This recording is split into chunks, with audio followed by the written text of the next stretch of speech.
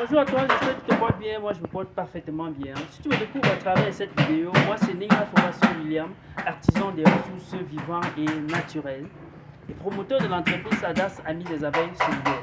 Nous sommes ce matin, toujours comme d'habitude, à l'atelier de conception. Vous allez voir, derrière, les gars sont en train de charbonner.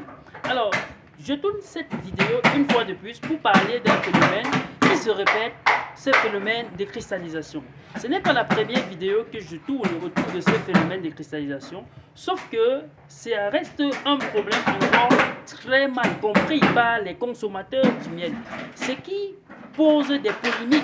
Là, ça permet de donner la place davantage aux charlatans qui font la contrefaçon du miel, parce que là, il est question de faire la différence entre des miels prélatés et des miels qui se cristallisent. Est-ce que les miels cristallisés sont-elles des miels flattés? Alors, nous allons continuer cette vidéo au bureau, question d'avoir moins de bruit. Alors, allons-y.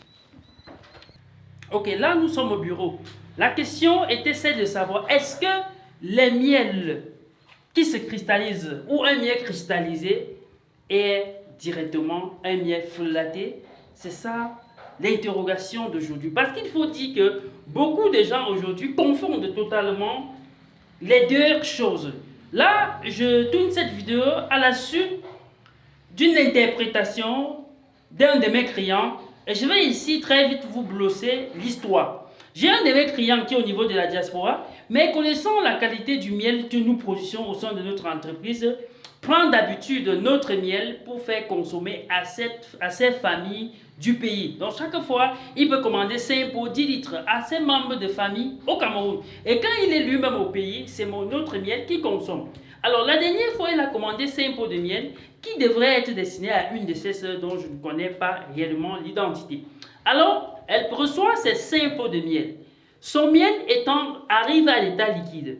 Alors il faut rappeler qu'actuellement, nous sommes à une période très froide à cause des pluies. Donc, ce qui pourrait justifier la rapidité de sa cristallisation. Alors, elle reçoit ses 5 pots de miel. Elle consomme progressivement son miel. Je pense qu'elle a consommé 2 pots. Et au troisième pot, elle constate que le miel devient lourd.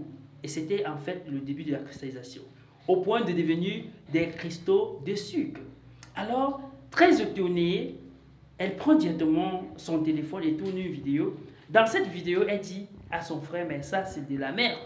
Tellement on a pris du miel chez lui, au point qu'il a cru qu'il était le seul et il a changé.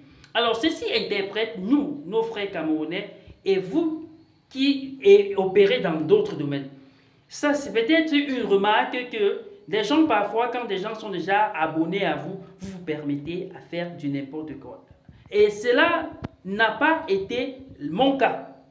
Mon cas, c'était un phénomène de cristallisation. Alors, quand elle envoie la vidéo à son frère, ayant une idée quand même en aperçu que cela pourrait être la cristallisation, mais n'ayant pas des termes appropriés pour pouvoir la convaincre, parce qu'il m'a dit, il a essayé de lui dire ça peut être la cristallisation. Déjà, elle ne comprenait pas ce que c'est que la cristallisation, mais il a préféré me renvoyer la vidéo pour que je puisse trouver une explication. Parce que là, il était même aussi douteux. Parce que là, il se disait, va-t-il faire confiance à l'expert ou du moins à sa soeur qui n'arrive pas à comprendre? Il m'envoie la vidéo et curieusement, c'était la cristallisation. Je vais même poster cette vidéo sur cette page. Alors, c'est quoi la cristallisation du miel? La cristallisation du miel, c'est un phénomène naturel. C'est le rapport entre le glucose et le fructose qui sont des principaux sucres qu'on trouve dans du miel. Quand ce rapport n'est pas équilibré, le miel se cristallise un peu plus vite. Et la cristallisation du miel est également liée à la zone de provenance de votre miel. Pour dire quoi? Il y a des zones auxquelles quand vous installez des ruches, le miel venant de ces localités se cristallise très vite. On va donc dire que cela dépend de l'essence que les abeilles ont butinée pour en fabriquer ce miel. Votre cristallisation peut être plus rapide à cause de la température. Qu'est-ce que je veux par là dire? Je peux récolter le miel dans une même localité. Je décide de conserver un pot ici à Tchang qui fait très froid et je donne un pot à quelqu'un qui part à Douala à un climat très chaud. le mien va vite se cristalliser par rapport à son miel. Donc ce n'est pas parce que tu as consommé un pot de miel qui ne s'est pas cristallisé au cours de la consommation que celui que tu consommes maintenant se cristallise, que cela traduit que c'est un mauvais miel. Toutes les miels finissent même par se cristalliser. Et je vais ici dans cette vidéo vous dire que la cristallisation du miel est par excellence un critère de qualité de miel. Lors des découvertes en Égypte, on a vu des pots de miel qui dataient de plus de 1000 ans que nos ancêtres avaient laissés avant de mourir. Ces miels, on les retrouvait, ils étaient encore en état, sauf que c'était dur comme du caillou. Et la cristallisation du miel ne change rien dans la composition du miel, reste un miel à consommer. Donc ce miel retrouvé en Égypte il y a 1000 ans, qui datait de plus de 1000 ans, restait un miel à consommer. Et ça n'avait rien changé sur les vertus que ce miel regorgeait depuis sa récolte, jusqu'après ces 1000 ans d'existence. Voilà pourquoi sur les étiquettes, vous allez voir, il n'y a pas de date de péremption du miel, parce que le miel ne se périme pas. Le miel, au cours du temps, se cristallise. C'est une forme auquel on peut conserver plus du miel. Même dans des ruches, quand vous arrivez dans des ruches, que vous aviez duré longtemps sans venir, ces miels deviennent cristallisés. Donc c'est une forme de conservation des miels à long terme même. Quand un miel est cristallisé, ce miel est susceptible d'être conservé pendant des millénaires. Cette cristallisation également peut se comprendre en prenant un exemple banal que j'ai l'habitude d'utiliser pour expliquer à mes mamans qui ne sont pas à mesure à digérer certains concepts techniques du domaine. Je prends l'exemple suivant de l'huile rouge. L'huile de palme, vulgairement appelée l'huile rouge bien sûr. Est-ce que vous avez déjà vu quelqu'un jeter son huile rouge parce qu'elle a coagulé? Parce que sur l'huile rouge, on parle de coagulation, mais en appliquant, on parle de cristallisation. Plutôt, pour des mamans qui font dans le coquille, ils préfèrent ces huiles parce qu'ils disent que c'est la meilleure huile quand elle coagule. Donc, ceux qui consomment l'huile rouge peuvent en témoigner. Vous pouvez prendre l'huile rouge et 3 jours après, ça coagule. Est-ce que les gens en jettent parce qu'elle a coagulé? Non. Pourquoi? Parce qu'ils ont connaissance à ce que l'huile rouge coagule. Donc, le problème de la cristallisation ici relève de la non-connaissance de la chose. Et voilà pourquoi nous devons faire un travail de fond pour chaque fois éduquer les gens sur le produit qu'ils consomment et de leur parler des variations que ce produit peut prendre au cours du temps. Les gens, pour l'huile rouge, ce n'est pas un problème, mais pour le miel, c'est un problème parce que les gens n'arrivent pas à comprendre comment un miel liquide devient très lourd, voire même granuleux et devient parfois comme des cristaux du sucre en fonction de la durée de la cristallisation.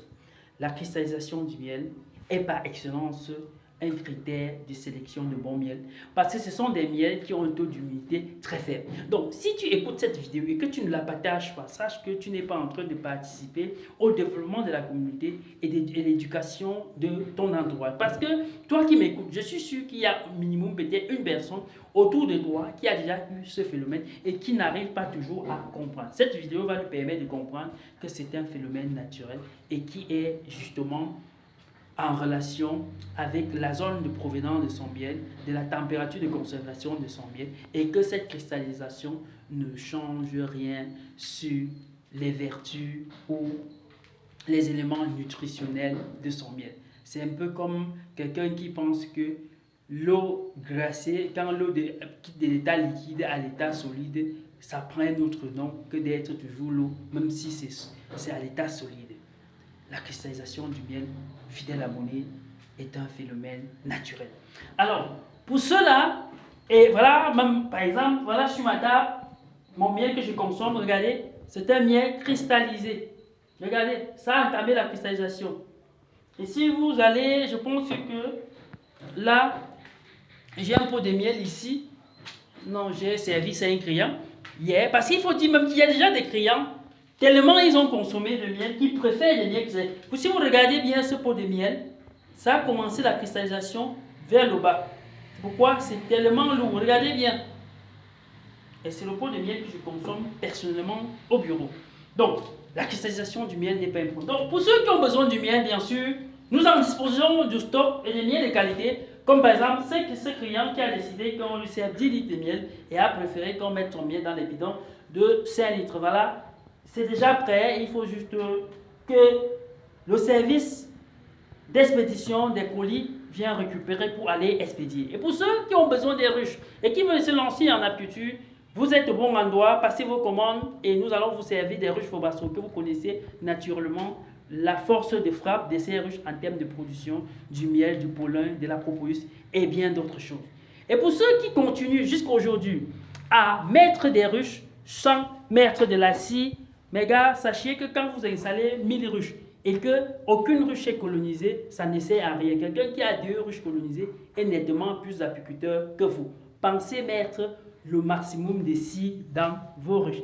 Également, ceux-là qui continue jusqu'à aujourd'hui à faire des récoltes comme à l'ancien en utilisant les feux de paille et tout, ça détériorise la qualité de votre miel. Voilà des enflumoirs de qualité que j'appelle souvent l'arme de guerre de l'apiculteur qui vous permet de récolter des récoltes passives et avec moins d'agressivité.